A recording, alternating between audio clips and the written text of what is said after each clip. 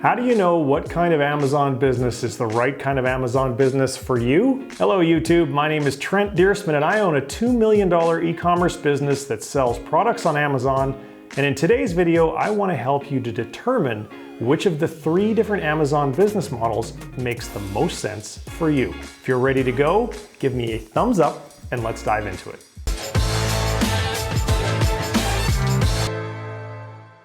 Selling on Amazon can be an absolutely wonderful experience and it can change your life. It sure did for me.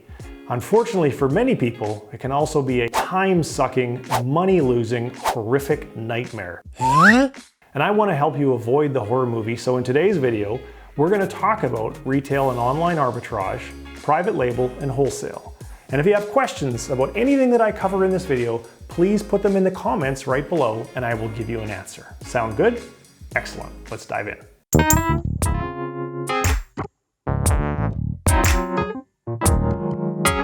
For most people just starting out on Amazon, arbitrage can in fact be an excellent side gig because getting started is extremely easy and you don't need much more than some spare time on the evenings and weekends, plus a small amount of capital or a credit card to help you fund your purchases. With retail arbitrage, successful sellers are making from as little as a few $100s per month all the way to tens of thousands of dollars per month in profit. Although to achieve that level of success, you're going to have to create a pretty substantial operation, employ people, have systems, and so forth. Now, in case you aren't familiar with how arbitrage works, let me explain.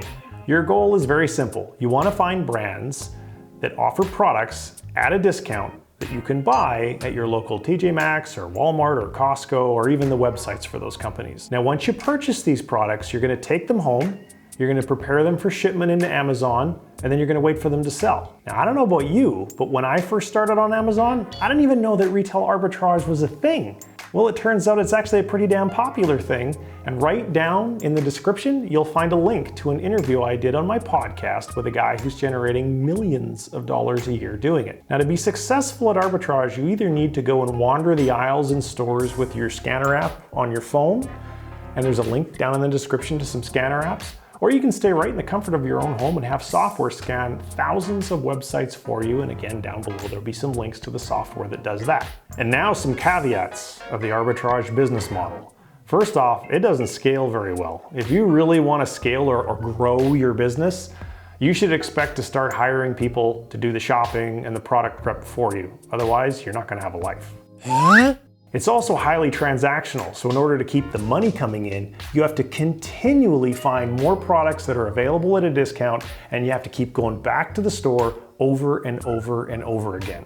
And then number 3, the biggest problem in my opinion about arbitrage is that Amazon doesn't really like it. And the reason for that is, technically speaking, you're reselling goods as new on Amazon, but they're used because you bought them in a store. And if Amazon catches you due to a complaint, they will suspend your account faster than you can say, "Bob's your uncle." And this is one of the major reasons why arbitrage sellers often don't sleep very well at night. Next, we have private label, and that's where I started on Amazon, but it's not the main source of my Amazon revenue today. With private label, the goal is to find products with high demand and low competition, which is insanely difficult to do. Now, 4 to 5 years ago, it was a lot easier and plenty of people were making a killing using this model. These days, thanks to the level of competition, the game has changed.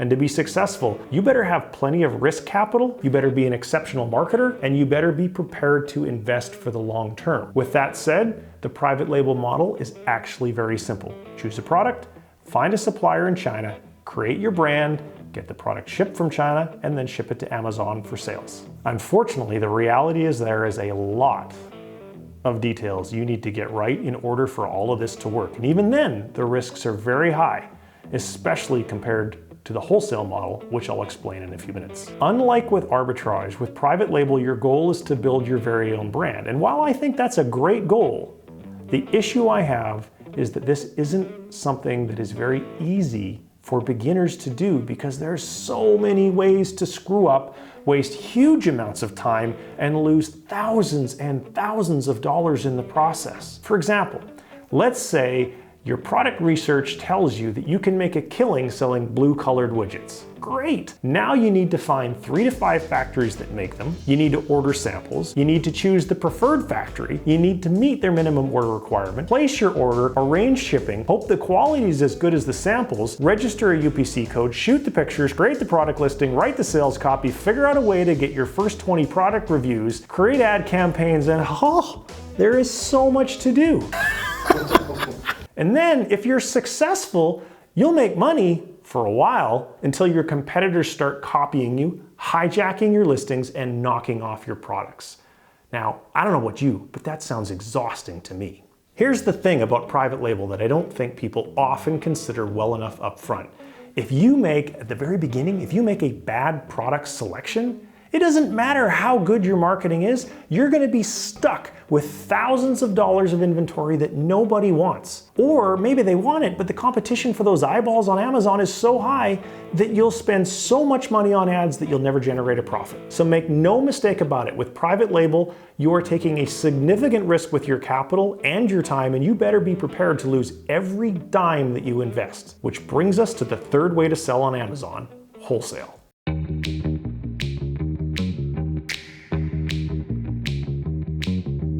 When I first started on Amazon, I chose the private label approach because I hadn't yet discovered that it was possible to resell brand name products on Amazon. I didn't even know it was a thing. Back in August of 2016, I'd been struggling with private label for about 4 months when I interviewed another Amazon seller on my podcast who was using this wholesale approach. After the interview was done, I turned and I said to my wife, we're doing that starting right now. We're gonna do wholesale and only wholesale. And then we aggressively started contacting brands directly about becoming an authorized reseller. And in just 5 months, our business was doing over $100,000 a month. So what is wholesale? Well, it's actually really simple. All we do is resell brand name products on Amazon for a profit. We don't invent the products, we don't own the brands, and our risk is super low, which is one of the things that I like best. Here's what I like so much about the wholesale model. It is very low risk because you're buying products that already have a proven track record of sales. It's not nearly as complicated as private label, and the time that it takes to go from product sourcing to product for sale is measured in like a week and a half, versus maybe a month or 2 or 3 months with private label. And finally, with wholesale, unlike with arbitrage, I don't have to make never-ending trips to the store. Instead, all I have to do is place my reorders with my supplier. And in my books, that is a huge advantage. So how well does wholesale work, and is it really scalable? Some of Amazon's most successful third-party sellers like NetRush, eTails, and iServe, they're all using the wholesale method, and they're all doing over $100 million a year.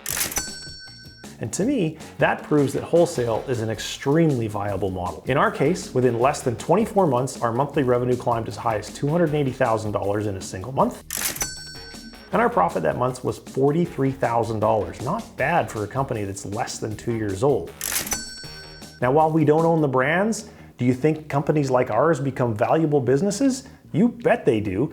They generate cash, and investors love companies that generate cash. Now, before you go thinking that I painted a picture that running a wholesale business is a walk in the park, I want to give you a little bit of a reality check.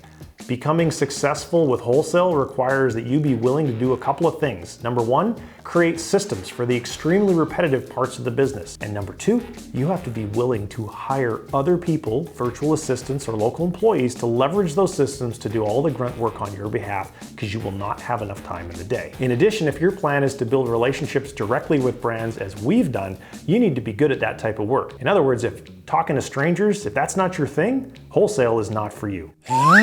So now I've covered the main differences and shared which of these 3 models I like most. I do want to ensure you're aware that there's a few ways you can access more of my resources. First, if you have a question, put it right down there in the comments and I will be sure and give you an answer. Second, down in the video description, I've included all sorts of links to a number of other free resources that you can check out at your leisure. And finally, if you want to get more videos like this one, well, be sure and subscribe to my channel so I get to say hi to you again in my next video. Thanks very much for watching. See you soon. Bye-bye.